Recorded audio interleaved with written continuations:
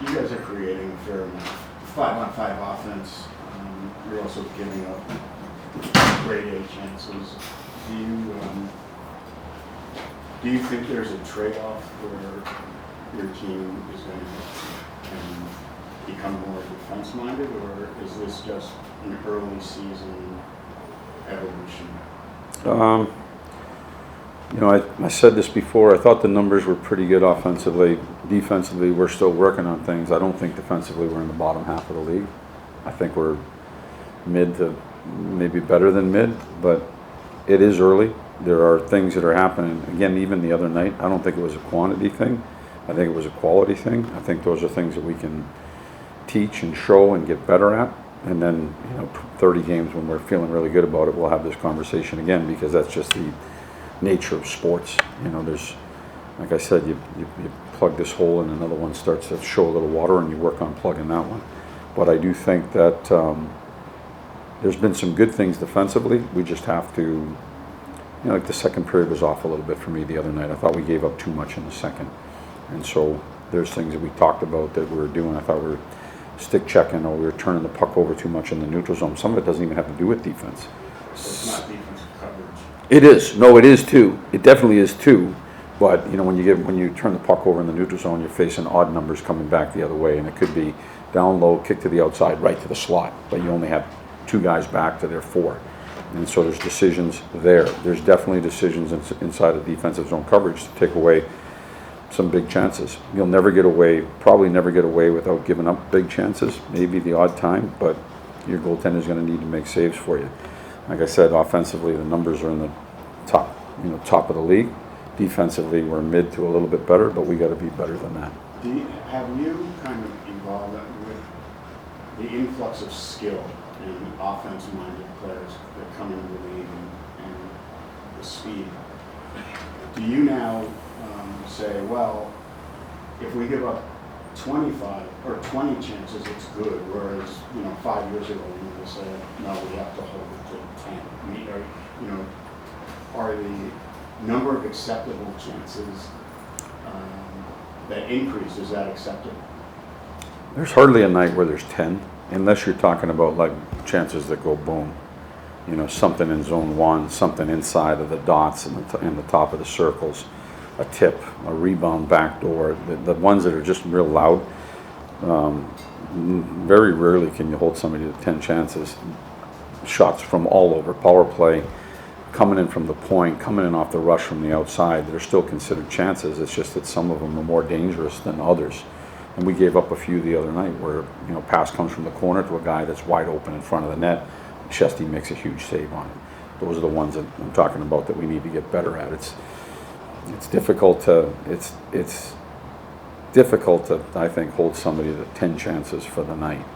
But if you can hold them to 7 or 8 chances that have a little bit more noise to them, I think that's one or two a period. I think that's a more realistic goal. But again, we show this stuff and we work on it on the ice all the time. We show it, and I think we can get better at it with things that we're doing through practice, through video, through communication, through playing the games. I don't think defense is ever perfect in the NHL, but we work at it. The chances when you talk about them, like, are you tallying those analytics? Like, how do you kind of track them? We take care of the chances. Yeah. On the offensive side, I think it's 15 goals now in 3 games. 11 of those are at 5-on-5. What do you like about the way that you guys are generating right now? I think it's coming in different ways, to be honest with you. It's coming off the rush. It's coming off of face-off plays. It's coming off of D-zone coverage. O-zone play, the opposition's D-zone coverage. So it's coming in different ways, which I think is a good thing. There's coming contributions from different lines as well, and I think that's a real positive also.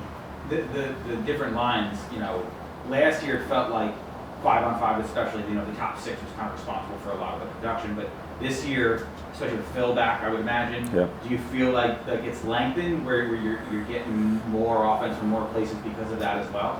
I do. I think Capo's had a good start to the year. Phil's had a good start coming off the year he did last year, and I think Will's next step, we're looking to see that, and I don't think he's really disappointed with that so far.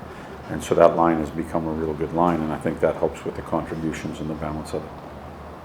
What's impressed you most about the progression of Braden Schneider's game so far? You know, again, I thought Schneider was a really good defenseman for us last year. I think his age, you know, the fact that, I said this before, you're better at 22 than you are at 18, you're probably better at 26 than you are at 22.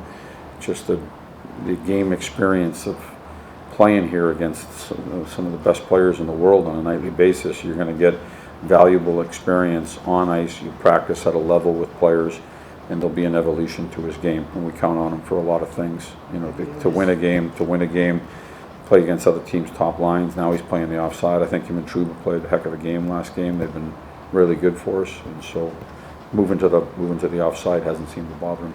Have you noticed his offensive game grow as well? Yeah, I mean, I think that can grow as well with confidence, and you start to feel better as you find your place and footing inside the league.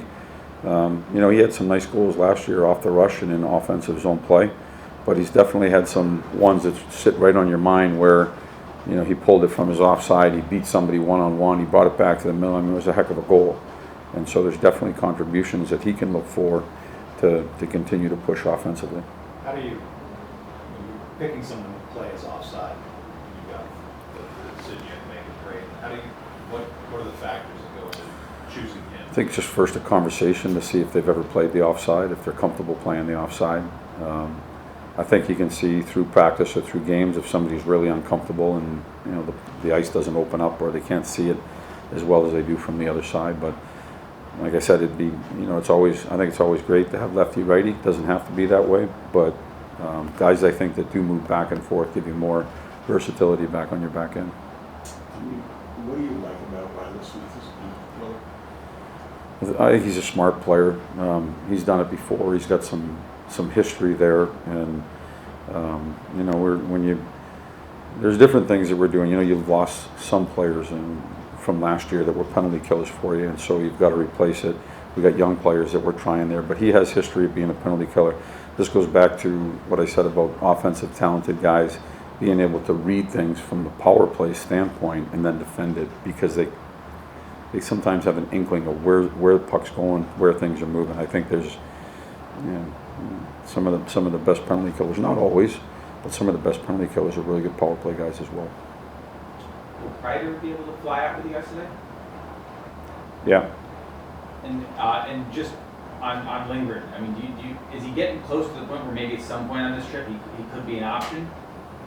Right now he's still listed the same way, and so I'm just going to leave it at that. He was out there today in a full practice with no restrictions. That was really good.